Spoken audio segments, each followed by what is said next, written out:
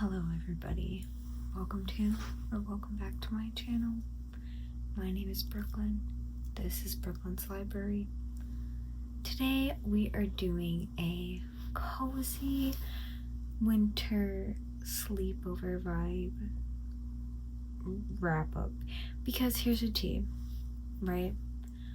I told myself I was gonna film about 3 days in a row my wrap up, but then it was cold outside. I had a long day at work, everything, right?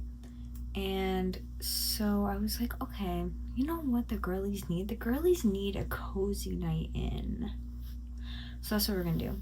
I just got out the shower and we're doing this Brooks Banter style. RIP to that girl, she will be missed.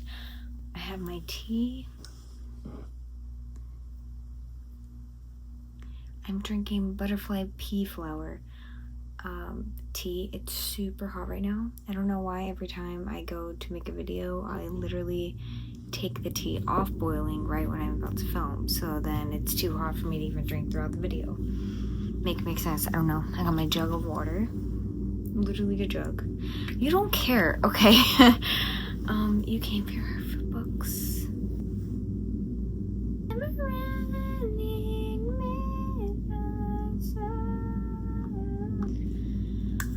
Okay, for real. Okay. I read, guess. You're gonna have to guess because I can't even explain to you how this was the fastest reading month of my life. Remember how I was just like, oh, I read 50 books and that's not a lot. Literally, I read a fifth of that in January, which is crazy to me because I haven't been like reading, but I guess January I was like reading. Okay, so I guess we'll start with the 3-star in no particular order really. So I forgot to hold this book to you in my last video, but since you're over now, I'll go ahead and show you that my wife did get me Daydream by Hannah Grace, the special edition. This cover is just so, first of all, stunning, yes, we know, but it feels so extremely nice. And the pages are gorgeous. Let me show you the inside. Okay, here's the naked cover. And the inside matches with the sprayed edges. Also, with these colors, you would think somebody, the reason why I'm covering my face too is because it won't focus on the book if I have it on my face in the same room. So the colors are giving bisexual. The characters are giving literally straighter than when I used to wear my hair to middle school, okay? Let me tell you a little bit about this book. This is my first 3-star. This is the first book that I finished in 2026. This is about Holly. Her boyfriend had just broke up with her. She's like 24, a virgin, and I have opinion on that. She meets Henry, and this is the original cover, by the way. I'll put it somewhere on the screen. So she meets Henry. Henry is a hockey player who's like captain but doesn't want to be captain. He has undiagnosed, or is he diagnosed? I don't know. Either way, he has ADHD. So they meet, and then Holly is a writer, but she has writer's block because she's trying to write about these romantic experiences, but she doesn't have an experience. And Henry is slipping with his grades, and Holly is like, I freaking love the professor you're taking, so I will help you out with your grades. And Henry's like, okay, but if you're doing this for me, I want to do something for you. So I will take you on dates, and then you'll have stuff to write about, period. So that's the premise of the book, really. My thoughts were, Holly, I liked her, she was okay. Or is it Hallie? Hallie, I liked her, she was okay. Henry was okay. Both these characters were okay, right? There wasn't really anything super unique about them. I guess the ADHD representation was pretty cool.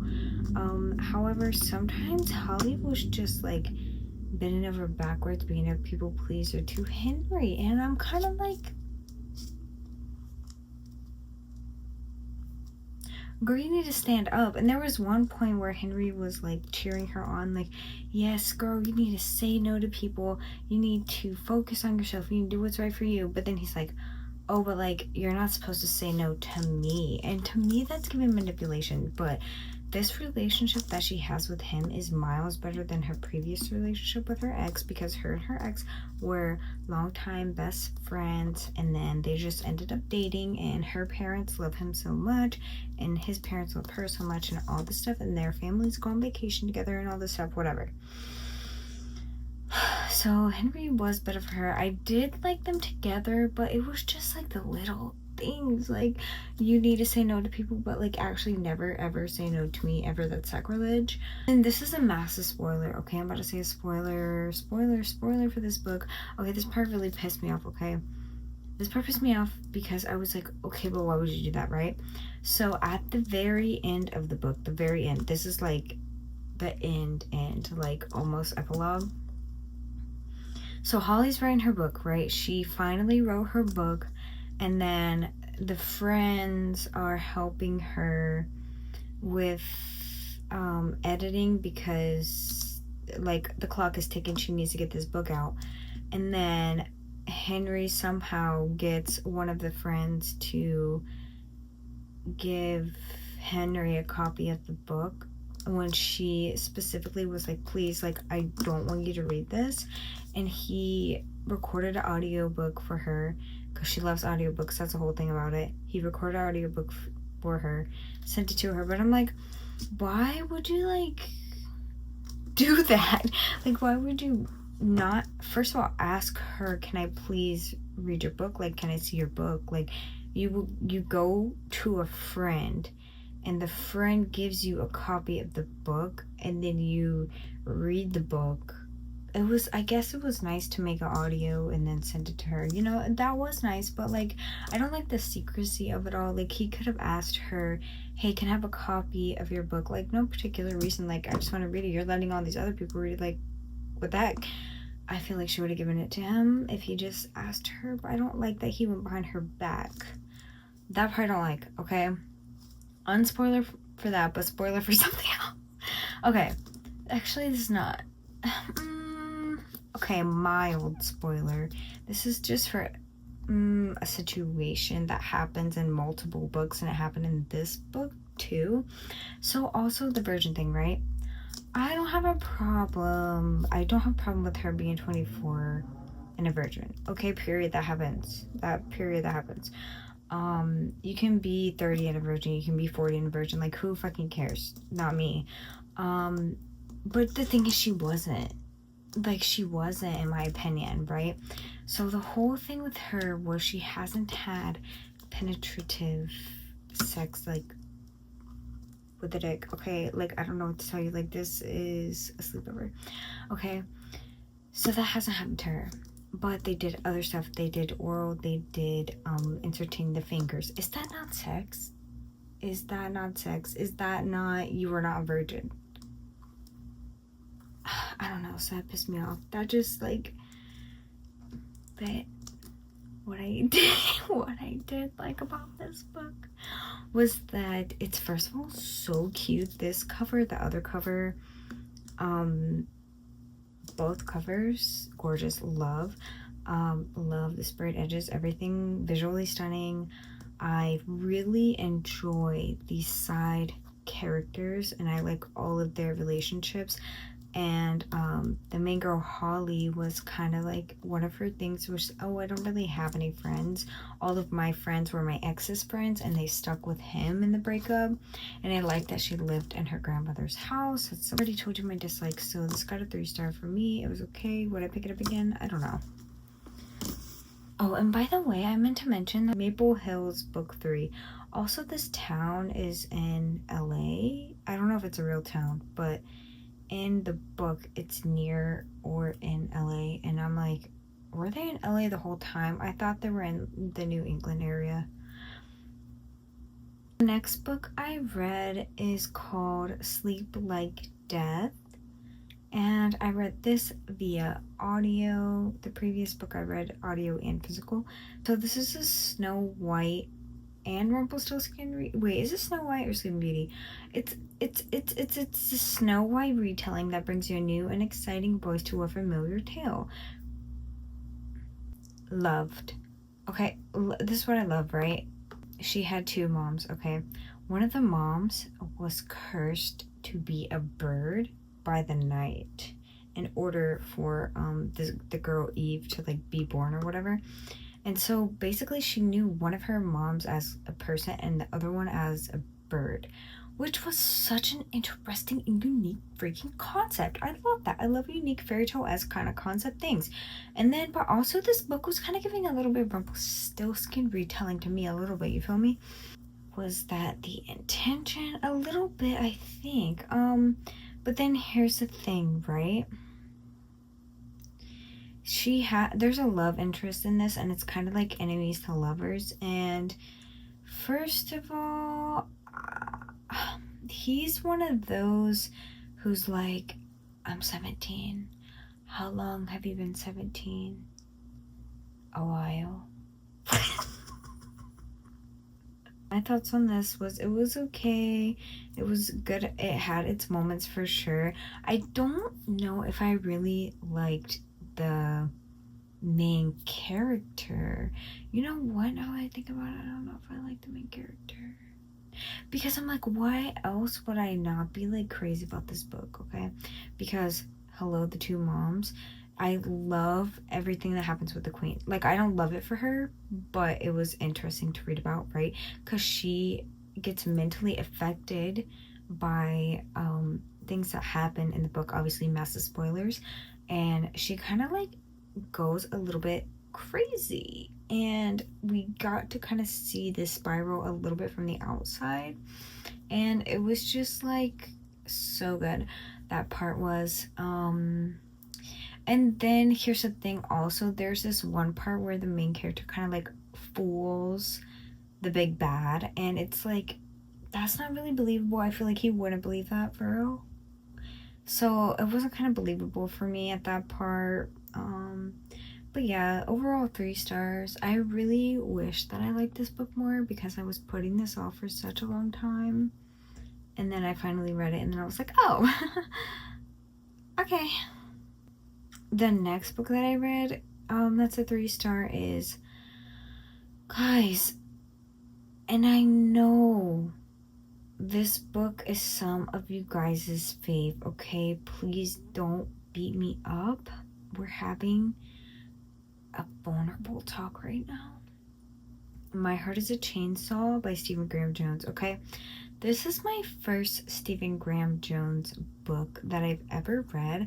However, the writing I feel like was there. And here's the tea, right? In the author's note for this book, he was like, I wish, he said something along the lines of, he didn't say this exact thing, but in my mind it equals the same, right? He said something along the lines of, should I have waited until I was a better writer to write the story? I don't know. Basically is what he said. But my tea is the writing was there. I thought the writing was literally there. What I didn't like was the main character. The main character is a teenager named Jade, okay? We open the book and we find, first of all, we open to this horrific scene of these 2 people getting sliced and diced, okay? And then we find out that Jade, who is the main character, tried to kill herself. Then basically Jade's special interest is slashers, so she's like talking about slashers the whole time. That's what I like too, is she was comparing everyone to these like characters in these slasher 80s, what is it, 80s and 90s slasher films or something. I thought that was such a cool concept and I really liked that about the book. However,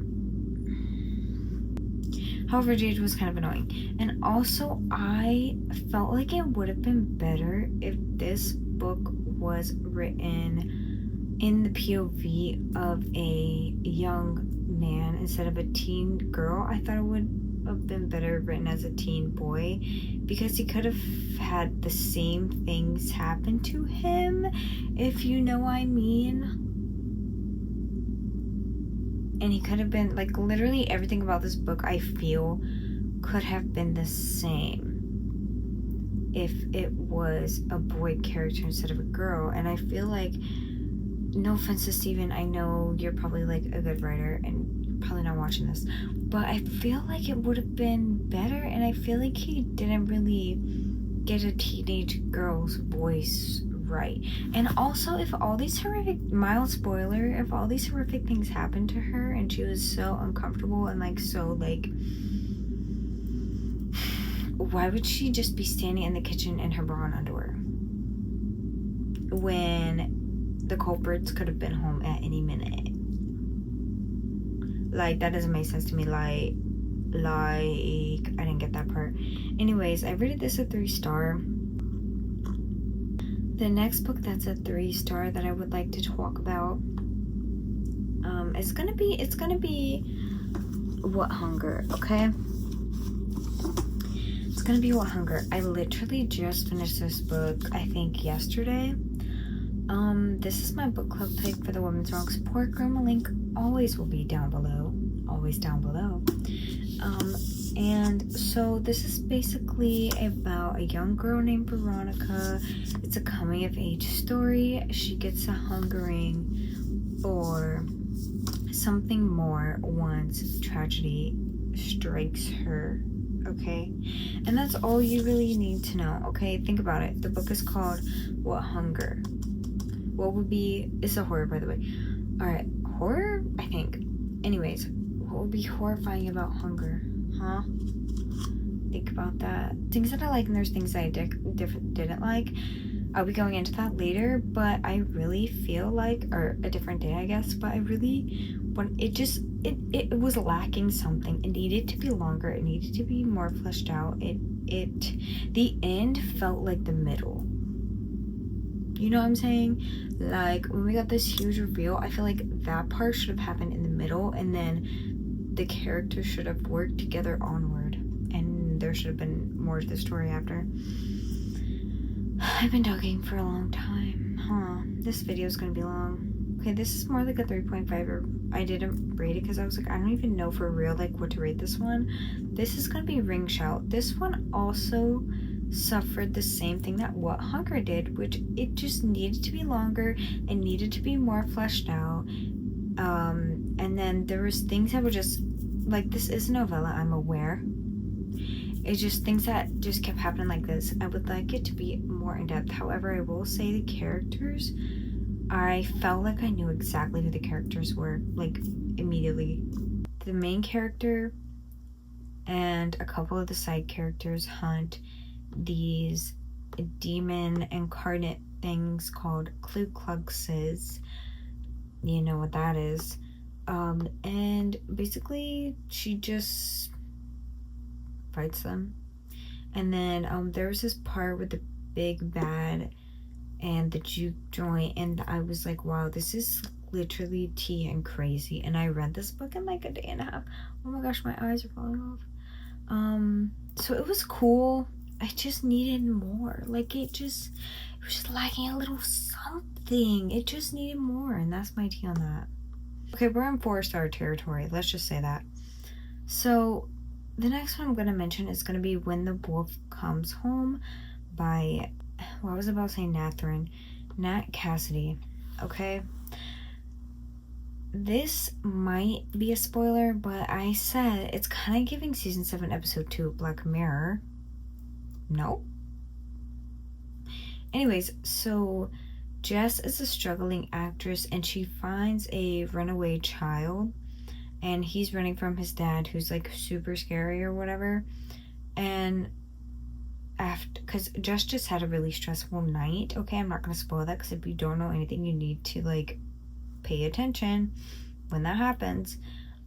For some reason, because like, what even was the solution to that? Anyways, so she finds this kid, and him and her end up going on a run for their lives, and then just this crazy stuff happens.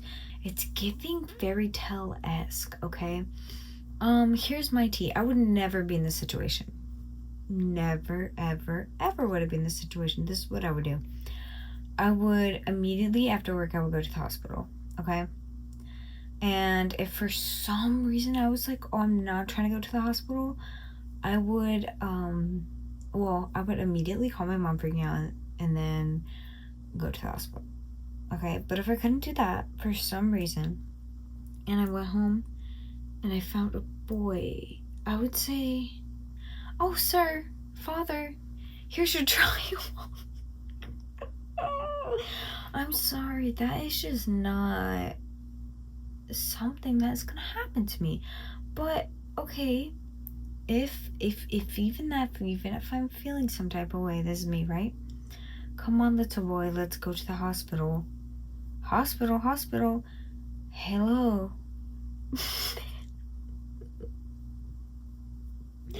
I have the boy here at the hospital. Here's the boy. Hospital, help me. Hospital calls in reinforcements. I hope you have a good life, kid.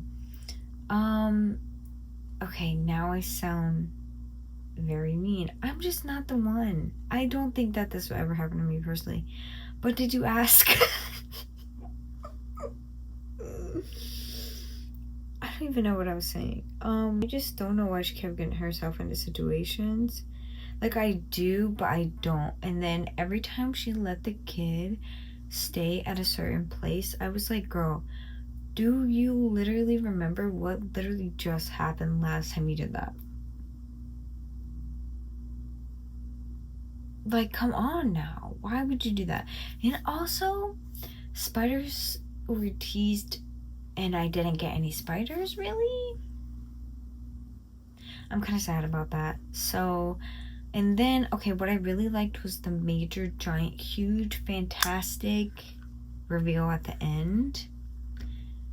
And I was like, wow, like, I figured it was something like that, but not exactly that because of that. And if you know, you know, because that's a massive spoiler, so I'm not about to say it.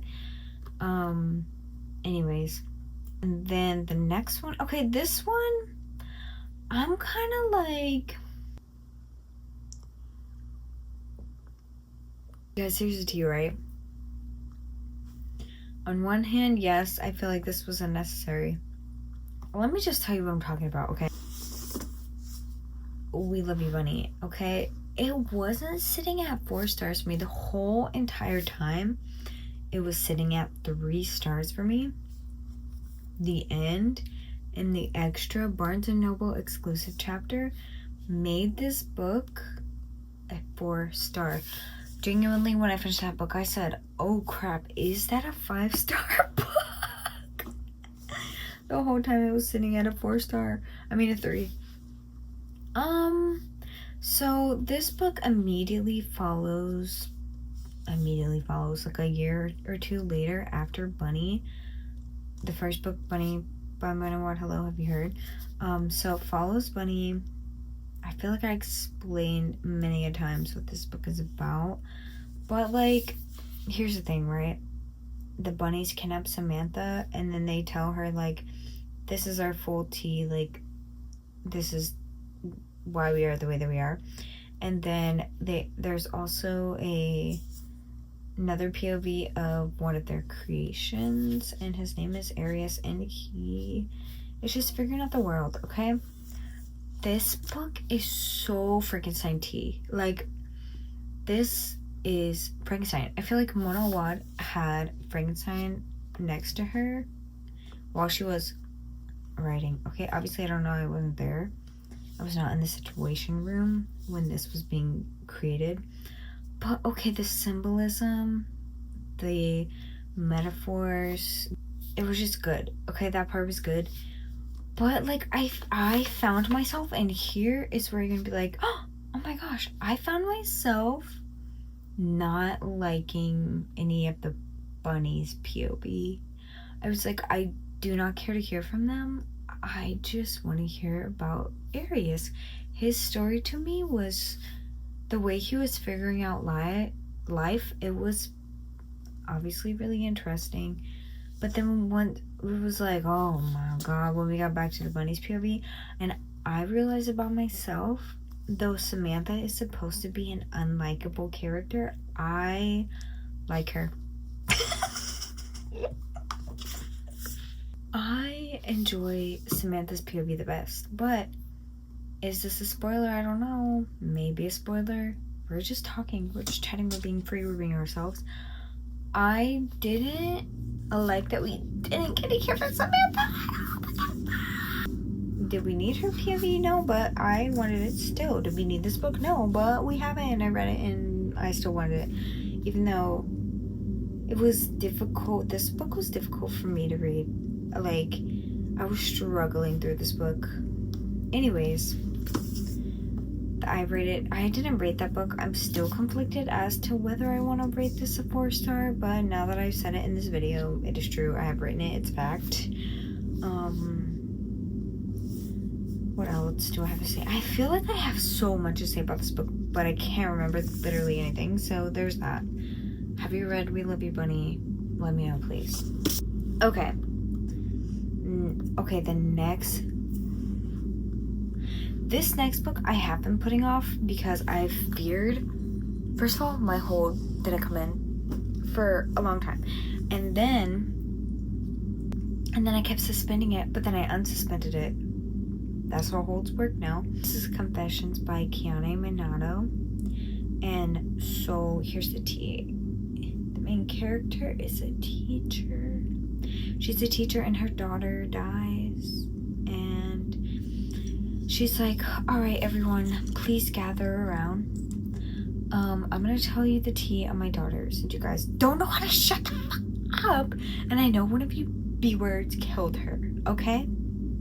So she has her whole class gather around and she tells them the story of her husband, her daughter, and then what eventually happened to her daughter and how she knows who it was and who it was. And she's like, And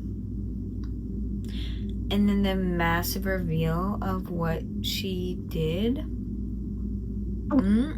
I was like, okay, like this book can't be like really so tea. Like, what is she gonna do to these kids? Like, is she gonna kill them in front of everybody? Boring. No, it was quite interesting. I was like, oh, very interesting take that is, isn't it?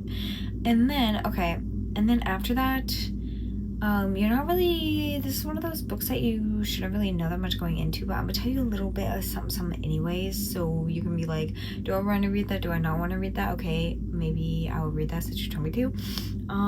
So there's different POVs, and whilst some people may think that's boring, I find that so fascinating. Like, you kind of get the same story told, I think, 6 different ways. However, it's not in a repetitive way, because it's not like, oh, I went to class. Actually, you know what? Now that I'm describing it, it's kind of like that. Okay, it's like, I went to class, I went home, I was in class, I saw the dumb bitch, and I said, hey girl, how's it going? So it is kind of like that. But the author tells it in such a good way. Like, this is one of those that would make such a good, gripping miniseries, and you cannot convince me otherwise. Simply would not work as a movie. This would not work as a 2-season show, because why would you ever do something like that? If something is perfect in its 1 season, why would you renew it for a 2nd season when that doesn't even make any sense? Like, just make something else different, you feel me? But it's just cash. Anyways, I'm talking in hypotheticals. So what she did to the kids was tea. I was like, oh, I didn't even think about that, and it's right there, literally right there in it. And then the reasoning why certain people did certain things, I was like, wow, that makes sense for that character. Not like that makes sense for me, but like that makes sense for the character to do something like that. And it was like explained as in a way as to where that part. The next 2 books are both 5 stars, and they're both books that I read before, and they're both books that I own. So remember how I said there was an event coming up to meet 101. So these are in no particular order. I reread almost all of 101's books because I was like, I just want to read them. I just want to reread them so bad. So I reread All's Well, and I annotated it, like, my every single thought, like, in this book, okay? 5 stars, amazing. If you like Shakespeare, read. If you are an actor, read. If you're interested in theater, read. If you like Monowad, read. If you like Brooklyn's Library, read. If you hate Brooklyn's Library, don't read it. So this is about Miranda. She is a drama professor, and her students are putting on All's Well That Ends Well by Mr. Shakespeare himself. But Miranda also has chronic pain, so she's always like, oh, my leg, my head, my back, my foot hurts. And then everyone's like, oh, okay, Miranda, okay. And then she's like, I don't think they understand. Like, I'm in so much pain all the time. And then it kind of makes her a little bitch. But, like, also, she deserves to be that way because she's literally in pain. Like, just commentary on chronic pain. And then also, her students are kind of like, I would rather do Macbeth than put on this crusty, dusty, All's Well That Ends Well, busted out play. And then she's like, no, we're not doing Macbeth. Nobody wants to see Macbeth. Macbeth is chopped. We are putting on All's Well That Ends Well. And then they're like, oh. And so they're like, whatever. And then one day, Miranda goes into a bar and she finds this golden remedy. Oh, these guys give her a golden remedy and she drinks it, and maybe her pain disappears. We don't know. I don't think you guys understand how good this book is. Like, this is probably the best book I ever read in my life. Like, Shimona Watt literally is the Jesus of writing. Like, I don't really know what to tell you. Like, she goes through the whole thing. She makes references to Macbeth. She makes references to All's Well That Ends Well. She makes reference, like, literally, there's a part that she mentioned Bunny, and there's a part that I don't know if she did this on purpose for real, but there's so many parallels to Rouge in this. I was like, oh my god, Rouge. Oh my god, Rouge. I have not read, why am I about to say I have not read Rouge yet? Like, that's the fattest lie. I've read it twice. I have not reread Rouge physically and in depth. Like, I have this one and like I have Bunny, but like, I need to. Everything about this book is great. Like, I don't know why you haven't read it. Like, genuinely, like, I don't know. And then the last book that I'm going to talk about is a book that I have mentioned many of times, and I know that you have read it. Have you liked it? I don't know. It's very divisive. Like, raise your hand if you're shocked. And do you have a guess as to what my final book that I'm going to talk about for my wrap-up is? It's going to be Bunny. Oh, not that long. You can't even see it. Long piece of hair. Inches. I have annotated the house boots down on this book as well. Okay. Like I said, Mona literally can write literally anything. Like, I feel like she could literally look at a grocery receipt and write a whole story as to why this person picked this product and why and how this product was made, and like a serial number connected to a different serial number. Like, what am I even talking about? Like, the prices would be symbolism, the items would be symbolism. Like, literally, like, she is a genius. Like, question, Mona Watt, can I please be in your class? Like, just teach me anything. If you don't know what Bunny is, Bunny follows Samantha. I already talked about Bunny 2, so now I'm talking about Bunny 1. It's like I'm traveling through time. So, Samantha Thermacki is a Master Fine Arts student. She goes to Warren University. Her and her classmates, there's 4 other classmates. They call each other the Bunnies. They're like creepy and cliquey and culty, and Samantha's like, I don't really like them, like, at all.